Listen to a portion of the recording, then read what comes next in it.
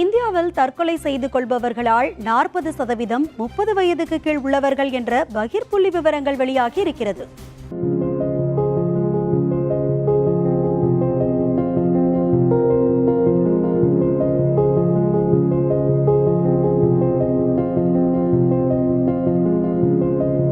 உலக தற்கொலை தடுப்பு தினம் ஆண்டுதோறும் செப்டம்பர் 10ஆம் நாள் அனுசரிக்கப்படுகிறது.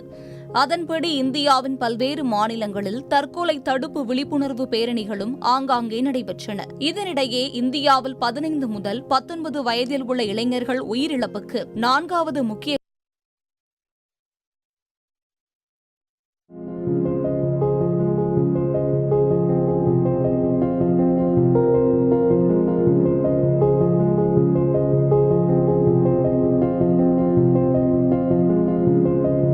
உலக தற்கொலை தடுப்பு தினம் ஆண்டுதோறும் செப்டம்பர் 10ஆம் நாள் அனுசரிக்கப்படுகிறது.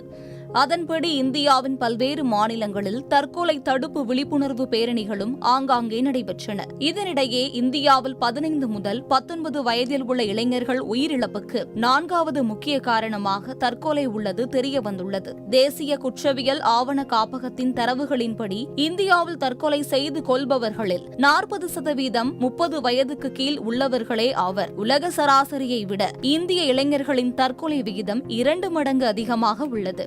இந்தியாவில் ஒவ்வொரு நாளும் சராசரியாக 160 இளைஞர்கள் தற்கொலை செய்து கொள்கின்றனர் என்று எய்ம்ஸ் மனோதத்துவ பேராசிரியர் நந்தகுமார் தெரிவிக்கிறார்.